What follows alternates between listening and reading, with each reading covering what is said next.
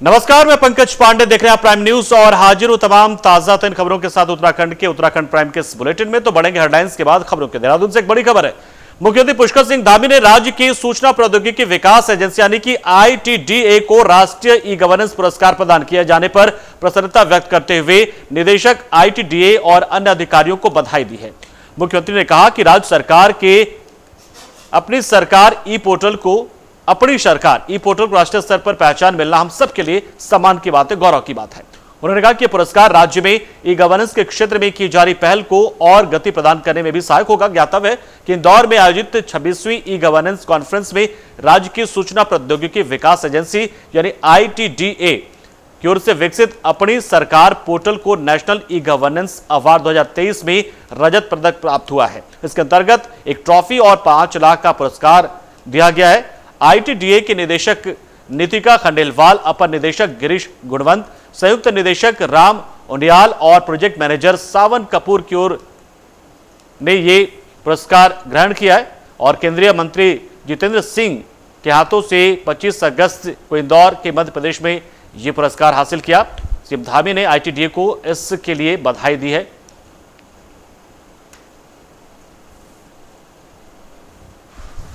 तो राष्ट्रीय e governance पुरस्कार मिलने पर ITDA को बधाई दी गई। ITDA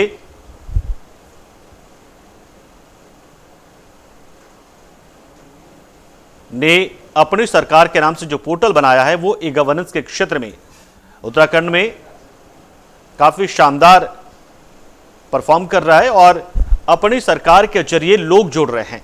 कई एक सुविधाओं का लाभ वो इसी पोर्टल के जरिए ले लेते हैं जिसके लिए उन्हें सरकारी दफ्तरों के कभी चक्कर लगाने पड़ते थे। तो ऐसे काम जो आसानी से हो सके, वेबसाइट के माध्यम से ऑनलाइन हो सके, वो अपनी सरकार पोर्टल के माध्यम से हो रहे हैं और इसी को लेकर पुरस्कार मिला है। ITDA ने इस पोर्टल को विकसित किया है और इसके जरिए उत्तराखंड के कोने कोने में बैठे लोग बहुत सारी सरकारी योजनाओं की जानकारी इस पोर्टल से लेते हैं, एनरोल होते हैं। कई बार उसका फायदा उन्हें सब्सिडी के तौर पर मिलता है, यानी कि जो योजना जैसी है वो इस वेबसाइट पर, इस पोर्टल पर मिल जाती है। अगर वो उस योग्य होते हैं तो उस योजना के तहत खुद को एनरोल करते हैं लोग और उसके बाद उस योजना का लाभ लेते हैं। तो कई तरीके से ये पोर्टल काफी कारगर हो रहा है और इसीलिए राष्ट्रीय ई गवर्नेंस पुरस्कार मिला है ITDA को, उत्तराखंड को, उसके अपनी सरकार पोर्टल को। इंदौर में 26वीं ई गवर्नेंस पुरस्कार योजना में यह पुरस्कार उत्तराखंड को हासिल हुआ, जिसके बाद सीएम धामी ने इस बाबत ITDA को शुभकामनाएं दी और कहा कि आपसे उम्मीद है कि इस बार तो आपने रजत पदक जीता है पूरे देश में, लेकिन अगली बार आपका काम ऐसा हो और आप इस पोर्टल को इस तरीके से बनाएं कि इतना यूजर फ्रेंडली हो कि बच्चे भी इसका इस्तेमाल कर पाएं। तो ऐसे बहुत सारी योजनाओं को हम इसके जरिए लोगों तक पहुंचाएंगे, इन पोर्टल्स के जरिए, ताकि कार्यालयों का चक्कर ना लगाना पड़े और कार्यालयों में जो अतिरिक्त दबाव रहता है वो भी ना हो। और इसलिए इस पोर्टल से जुड़े तमाम लोगों को, ITDA के अधिकारियों को, सभी को बहुत सारी शुभकामनाएं यहां पर दी सीएम धामी ने।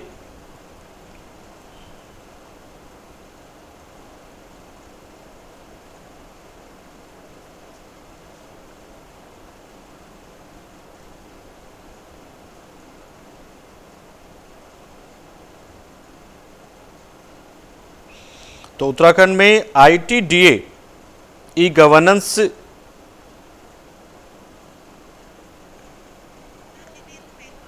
और जितेंद्र पेटवाल हमारे साथ जुड़ रहे हैं इस खबर पर पूरी जानकारी के लिए। जितेंद्र, जाहिर सी बात है कि ई गवर्नेंस के सेक्टर में, यदि ई गवर्नेंस के क्षेत्र में बेहतर काम के लिए उत्तराखंड को पुरस्कार मिला, मतलब ये है कि अपनी सरकार वास्तव में बहुत अच्छा काम कर रही है।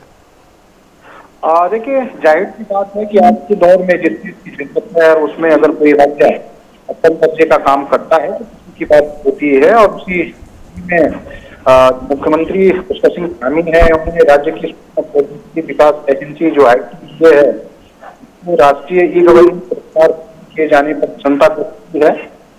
निदेशक ITDA और अधिकारियों को अच्छे कार्य के लिए बधाई भी दी है और मुख्यमंत्री ने कहा है कि राज्य सरकार के जो अपनी सरकार की पोर्टल को राष्ट्रीय स्तर पर पहचान मिली है वो हम सबके लिए सम्मान की बात है। और पुरस्कार राज्य में क्षेत्र में की जा रही पहल को और गति प्रदान करेगा। इंदौर में ये जो 26वीं गवर्नेंस कॉन्फ्रेंस राज्य की सूचना प्रौद्योगिकी विकास एजेंसी द्वारा विकसित अपनी सरकार पोर्टल को ई गवर्नेंस अवार्ड 2023 में रजत पदक प्राप्त हुआ है और इसके अंतर्गत एक ट्रॉफी और 5 लाख रुपए का नगद पुरस्कार भी दिया गया है। ITDA निदेशक सहित तमाम जो इससे जुड़े हुए टीम के जितने भी मेंबर हैं उनको मुख्यमंत्री ने बधाई दी है और ये कहा है कि राज्य इसको अब और आगे कदम बढ़ाएगा और इसको प्रोत्साहन मिलेगा। जी तो अपनी सरकार जो है उसके तहत लोगों को कितनी योजनाओं का लाभ फिलहाल मिल रहा है, कितनी योजनाओं को इस पर ऑनलाइन कर दिया गया जिसमें एनरोल होते हैं लोग? देखिए, उत्तराखंड सरकार की जितनी भी विकास की योजनाएं हैं और सरकार द्वारा जो भी कार्यक्रम चलाए जा रहे हैं जनहितोपयोगी कार्यक्रम, वो सब इस पोर्टल के माध्यम से लोगों तक पहुंचते हैं। लोग इस पर अपनी राय भी रखते हैं और जिनको इनका लाभ लेना होता है वो ऑनलाइन इसका लाभ भी लेते हैं। तो तमाम ऐसी योजनाएं हैं जिनको एक एक करके गिनाना तो संभव नहीं होगा, लेकिन कुल मिलाकर लगभग 70 से 80% जो विकासपरक योजनाएं प्रदेश की हैं उनको इसके माध्यम से संचालित किया जा रहा है। जी बिल्कुल जितेंद्र, अपनी सरकार पोर्टल की बहुत तारीफ हुई है। जब ये कार्यक्रम हुआ था इंदौर में, जब चल रहा था तो कॉन्फ्रेंस में बहुत तारीफ हुई है। तो मतलब ये क्या बहुत ही यूजर फ्रेंडली है? मतलब क्या आपने कभी यूज किया, जानना चाहेंगे थोड़ा सा? जी, सामान्य सी बात है क्योंकि एक तो इस पोर्टल को जो बनाया गया है उसमें काफी सामान्य से सामान्य आदमी भी इस पर अपनी प्रतिक्रियाएं रख सकता है, इसका उपयोग कर सकता है। और दूसरी बात ये इसमें फीडबैक लिया जाता है और खुद मुख्यमंत्री इसकी मॉनिटरिंग करते हैं। चाहे किसी भी विभाग से संबंधित जानकारी हो तो मुख्यमंत्री के संज्ञान में भी रहती है, इसीलिए इसको इसका प्रोत्साहन प्रेरणा को मिला और लोग उससे जुड़े, क्योंकि क्रियाएं प्रतिक्रियाएं लगातार इस पर चलती रहती हैं और ऐसा नहीं है कि किसी ने ऑनलाइन कुछ इस पोर्टल पे डाल दिया या इस पोर्टल के माध्यम से उसका संज्ञान न लिया गया हो। और इसीलिए इसकी लोकप्रियता भी बढ़ी है और मुख्यमंत्री की भी कोशिश है कि तमाम जो भी सुझाव हो, चाहे पोर्टल से जुड़ी हुई कोई भी क्रियाकलाप हो तो मॉनिटर करें और उसको समय अवधि के अनुसार उस पर जो है सरकार की तरफ से जरूर कोई न कोई सूचना संबंधित हो जाए। जी बिल्कुल, बहुत बहुत शुक्रिया जितेंद्र, हमारे साथ जुड़े आप, जानकारी आपने दी। तो देखिए बहुत सारे ग्रीवांसेज इन वेब पोर्टल के जरिए दूर कर दिए जाते, ग्रीवांसेज का रिड्रेसल हो जाता है और योजनाओं का लाभ मिल जाता है। तो ये पोर्टल काफ़ी कारगर साबित हो रहे हैं ITDA उत्तराखंड की ओर से जिनको विकसित किया गया है। और खबर देहरादून से, जहां पर मुख्यमंत्री पुष्कर सिंह धामी ने पद्म विभूषण तुलसी पीठाधीश्वर जगत गुरु रामभद्राचार्य महाराज से भेंट कर उनका आशीर्वाद प्राप्त किया है। हालांकि एक शिष्टाचार मुलाकात थी, लेकिन जिस तरीके से उन्होंने मुलाकात की, आशीर्वाद उनसे लिया है और उनको सम्मानित किया। इस दौरान कई आध्यात्मिक मुद्दों पर चर्चा हुई, साथ ही राज्य में किस तरीके से सब कुछ चल रहा है उसको लेकर भी उन्होंने यहाँ पर थोड़ी बहुत जानकारी दी है। तो CM धामी ने रामभद्राचार्य जो कि यहाँ पर सम्मानित भी किया है शॉल उड़ाकर।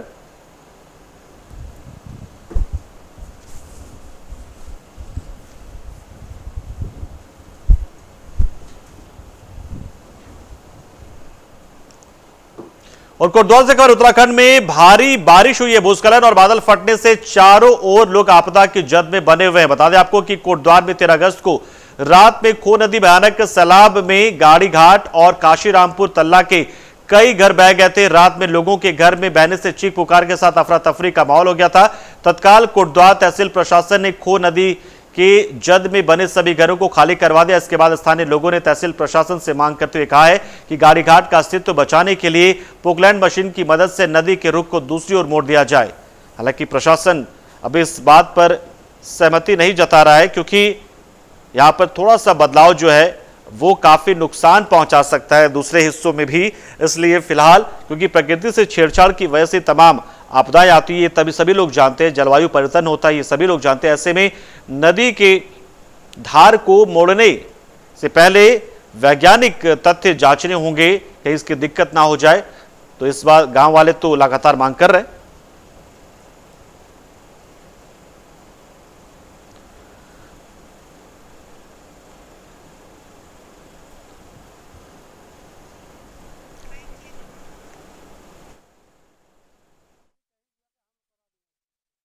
और आज तक उन्होंने देखिए, इसमें यह है कि जो हमारी एसडीआरएफ की गाइडलाइन है उसमें ये है कि यदि किसी का भवन जो है इसमें क्षतिग्रस्त होता है, पूर्ण क्षतिग्रस्त होता है या बह जाता है, तो उसमें 1,30,000 रुपये की धनराशि देय है। तो जितना यहाँ क्षतिग्रस्त हुआ है, जो भी भवन क्षतिग्रस्त हुए हैं, उनका जो मानक के अनुसार उनको देय था तो वो हमने वितरित कर दिया है। साथ ही अहेतुक सहायता में भी हमारे 185 परिवार थे जो बेघर हुए, जिन्हें आप कह सकते हैं, तो उनको भी हमने जो है अहेतुक सहायता जो है वितरित कर दी है। देखिए, सुरक्षा के संबंध में काफ़ी चूँकि 3 नदियां हैं, उनके द्वारा जो कटाव हुआ है काफ़ी क्षति हुई है। और उसमें जो सिंचाई विभाग है, सिंचाई विभाग के द्वारा कोटला में भी हमारा अभी काम चल रहा है, दूसरा स्नेह में हमारा काम चल रहा है। इसी तरह से जहाँ चैनलाइजेशन की ज़रूरत पड़ रही है वहाँ हम जो है उसको चैनलाइज भी जो है समय पर करा रहे हैं। 13 और 14 की तारीख को आई थी यहाँ पे। सुबह को तो हर कोई आया यहाँ पे। उसके बाद में यहाँ सभी के पास चले गए हम लोग। किसी ने भी हमारे से, सबने कहा कि हम ये करा देंगे, ये करा देंगे। एसडीएम साहब के पास गए, हमने हाथ जोड़े, उनसे कई बार गुजारिश की। उन्होंने खाली कह ही दिया कि हम करा दूंगा इस चीज़ को, और आज तक उन्होंने इधर आकर नहीं देखा बिल्कुल भी। वैसे ही जो पीडब्ल्यूडी के वो एक्शन साहब हैं, उनको कहा उन्होंने, क्या हम आपके लिए नहीं आए, हम पुल के लिए आए, मकान बह रहे तो बहने दो, उन्होंने ऐसे बोला हमारे लिए। फिर हमने बोला सिंचाई विभाग के एक्शन को, उन्होंने कल आए, वो उन्होंने बोला कि मैं इसको करा दूंगा कल को। उन्होंने फिर भी सर आज तक भी अभी आके नहीं देखा। उन्होंने क्या, भाई मैं कोई नहीं कर रहा, राजनीति हो रही है इसमें, ये काम नहीं होगा। तो आखिर क्या कारण है जो प्रशासन आप लोगों की सुनने ले रहे? पता नहीं सर क्यों है, क्या कारण है। अब हम इसमें क्या कह सकते हैं, हम भी यहाँ के निवासी हैं, सब कुछ है हमारा। आज से नहीं रह रहे यहाँ, पूरी उम्र गुजर गई हमारी, पैदा यहाँ हुए हैं हम।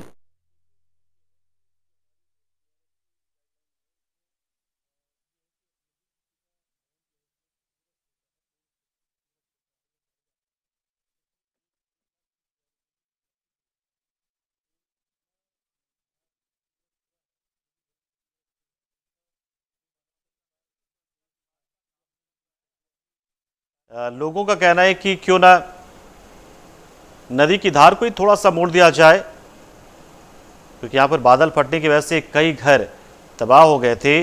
लोगों को किसी तरीके से बचाया गया था। सुरक्षा दीवार निर्माण का कार्य हालांकि युद्ध स्तर पर जारी है, लेकिन लोग डरे समय हैं अभी।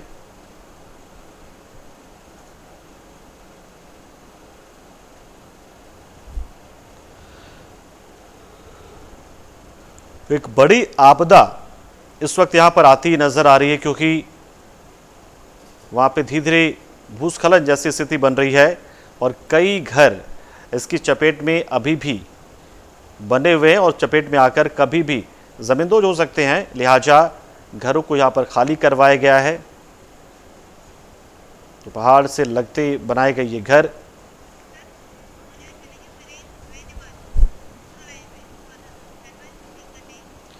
और हमारे सहयोगी वीरेंद्र जुड़ चुके हैं इस खबर पर पूरी जानकारी के लिए। वीरेंद्र, फिलहाल की स्थिति क्या है? ग्रामीण कह रहे हैं कि नदी का जल थोड़ा सा मोड़ दिया जाए, उसका रुख मोड़ दिया जाए, क्या ऐसा संभव है? और फिलहाल प्रशासन की ओर से ग्रामीणों को बचाने के लिए क्या किया जा रहा है? क्योंकि सबसे पहले तो जान है तो ही जान है, बाकी चीजें तो हमेशा गौड़ ही होती है।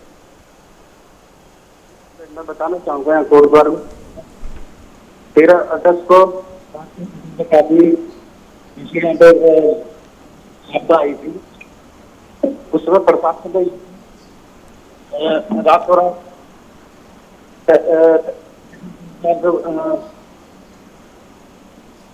कई लोगों को यहाँ से हटाया गया। कई लोग चल्ला में, कई लोग और ऐसा भूस्खलन के मतलब 14 वो आपदा के बह चुके हैं। तो की स्थिति में लोगों को बड़ा खुद जो गाड़ी घाट स्थानीय लोग यही मांग कर रहे हैं कि सब बचाने के लिए की दूसरी ओर और गाड़ी घाट का दीवार भी की मांग की है कि वहाँ पर दीवार। ठीक है, शुक्रिया।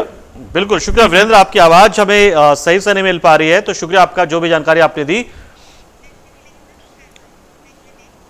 और खबर देहरादून से, जहां पर मुख्यमंत्री पुष्कर सिंह धामी से मुख्यमंत्री कैंप कार्यालय में भारतीय किसान यूनियन के अध्यक्ष संजीव तोमर के नेतृत्व में किसान यूनियन के एक प्रतिनिधि मंडल ने मुलाकात की। इस दौरान उन्होंने मुख्यमंत्री को किसानों की समस्याओं के बारे में जानकारी दी। वहीं उन्होंने कहा कि जनपद हरिद्वार में अतिवृष्टि से हुए जल भराव की वजह से फसलों को काफी नुकसान पहुंचा है। साथ ही कहा कि जिन लोगों को अभी तक मुआवजा नहीं मिल पाया है, उनको जल्द मुआवजा दिया जाए। इस मौके पर प्रमुख सचिव आर.के. सुधांशु समेत अन्य प्रतिनिधि भी उपस्थित रहे।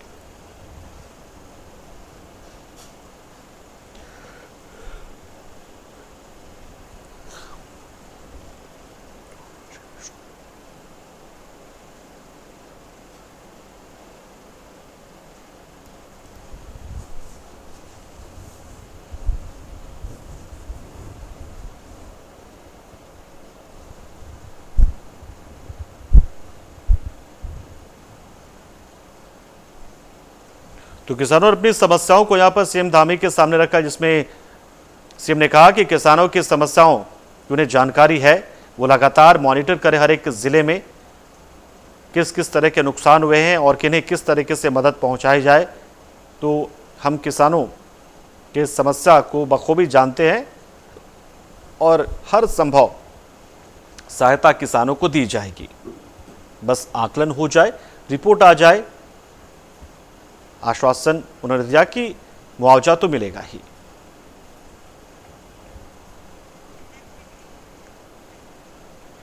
और बड़ी खबर है, मौसम विज्ञान केंद्र देहरादून के निदेशक विक्रम सिंह ने मौसम को लेकर एक बार फिर से जानकारी देते हुए बताया कि आने वाले 10 दिनों तक मौसम लगभग समान रहेगा।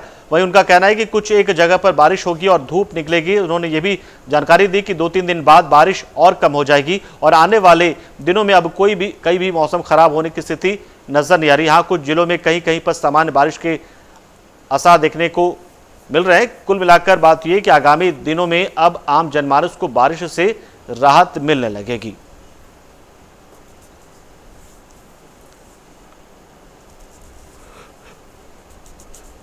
तो बारिश और बादल फटने, भूस्खलन जैसे खबरों के बीच में एक राहत वाली खबर मौसम विभाग से आई, जिसमें कहा गया कि अब आने वाले दिनों में बारिश कम होती चली जाएगी और किसी भी तरह की कोई प्राकृतिक आपदा इस वक्त संभावना उसकी नहीं बन रही है। कोई प्राकृतिक आपदा नहीं आने वाली है।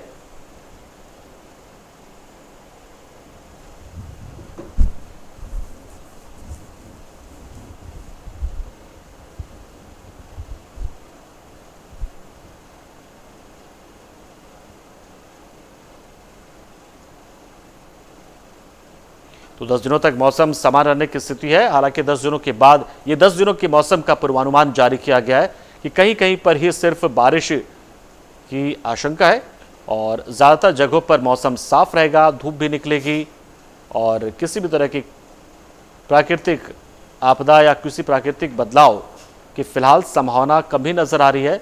यानी कि समान रहेगी स्थिति और धीरे धीरे समान होते चली जाएगी और बारिश का जो दौर है वो थम जाएगा, खत्म हो जाएगा।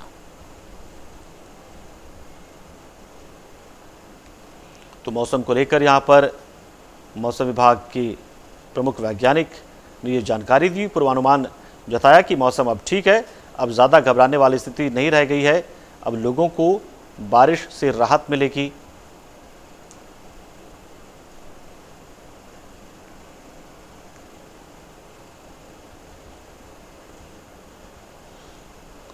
तो पहाड़ी राज्यों से एक अच्छी खबर कि ये जगह अब वापस से, और जितेंद्र पेटवाल का रुख कर लेते हमारे सहयोगी हमारे साथ जुड़ रहे हैं इस खबर पर पूरी जानकारी के लिए। जितेंद्र, लगातार बारिश, भूस्खलन, बादल फटने से खबरों के बीच में मौसम विभाग से थोड़ी सी राहत वाली खबर आ गई है, क्या अपडेट है इससे जुड़ा?